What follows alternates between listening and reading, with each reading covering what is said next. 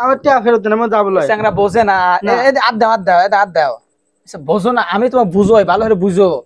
মনে হলো যে গরুর গুদে গন্ধ কয় না, আরে পাগল, বিদেশি মানুষের গুদে গন্ধ কয় না, কি বাংলাদেশি মানুষ পেয়েছে? বিদেশি মানুষ ওরা খালি মনে হলো যে উটের গোস্ত খায়, তুম্বর গোস্ত খায়, আবার মনে হয় যে আজোয়া খেজুর খায়, আবার মনে হয় যে দামি দামি খেজুর খায়, ওগারে গুদে কোনো গন্ধ না করে গুদে বাস না।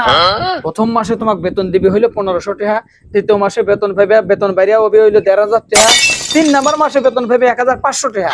আর 1 বছর পর মনে হয় যে সবচেয়ে বড় বেতন যেটা পাবে এটা হলো 3500 টাকা লোড। তাহলে স্যার ওই যে আমাকে দিয়ে বিদেশ যাওয়ার লাগে যে 6 লাখ টাকা হারিলেন, তাহলে বিদেশ গেলে পরে কয় টাকা বেতন পাবো না আমি? ওরে বাপুরে, মনে হয় যে তোমাকে সৌদি আরব পাঠাচ্ছি বুঝছো, ফাইন একখান জায়গা পাঠাচ্ছি তোমাকে, ফাইন এখন কামে দিচ্ছি, 6 লাখ টাকা তোমাকে দিছে, তোমাকে প্রতি মাসে ওখান থেকে মনে করো ভালো একখান মনে করো যে তোমাকে বেতন দিবি, ও বেতন দিয়ে তোমার সংসার খুব ভালোভাবে চলে যাবে, তোমার চিন্তার কোনো কারণ নাই। একবারে মানে আকর্ষণীয় একখান বেতন তোমার হাতে ধরা দিবি। বেতন যখন হাতে পাইবে জানো, তোমার আত্মা মনে হয় যে ভরিয়া উঠবি। বেতন শুনবে কত টাকা বেতন? টাকা উঠবে। আব্বা শুনবার কইছে যে যাবো তো এত টাকা দিয়ে, মাসে মাসে কয় টাকা বেতন দিবি, ওই তো শোনা লাগবি।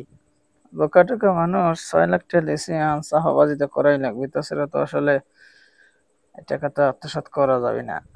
হ্যাঁ কয় শোনো, তোমাকে একটা কথা কই, তোমাকে যে যে সৌদি আরব পাঠাচ্ছে বুঝছো, যেই মালিকের কাছে পাঠাতেছে, যে মালিকের কোম্পানির চাকরি করবে, প্রথম মাসে মনে হয় তোমাকে বেতন দিবি, তোমাকে প্রথম মাসে বেতন দিবি হইলো 1500 টাকা।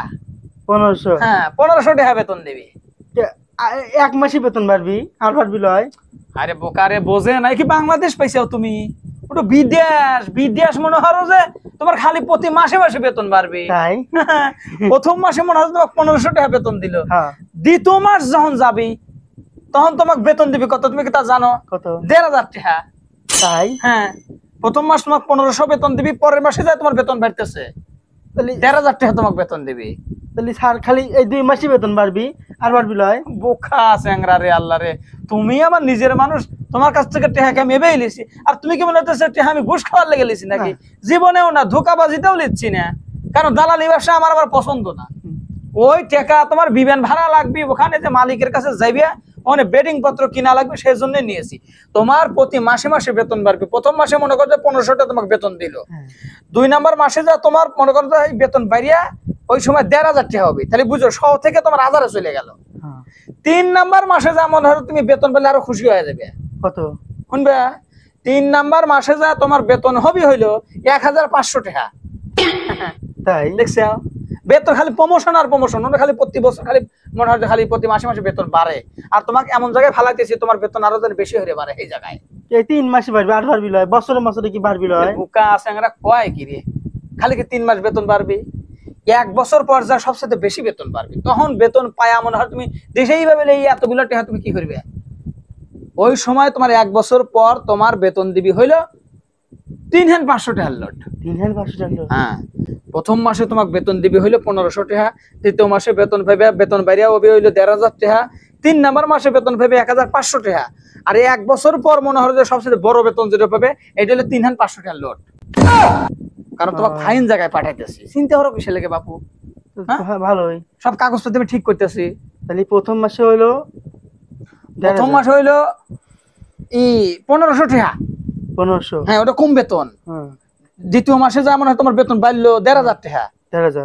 3 নাম্বার মাসে যা মনে হয় তোমার আরো বাড়লো বেতন, তখন 1500 টাকা। 1500? হ্যাঁ, আর 1 বছর পর মনে হয় যে তোমার সবচেয়ে বেশি বেতন বাড়লো, তখন 3500 টাকা লোড বেতন বেড়ে গেল। ঠিক আছে, আব্বাকে যা আজকে কব যে না না না না, শোনো আমি কই, তোমাকে আব্বাকে যা কওয়া দরকার নাই, তুমি বিদেশ যাও, আর মানে তোমাকে কি কামে লেগে পাঠাইতেছে তুমি কি তা জানো?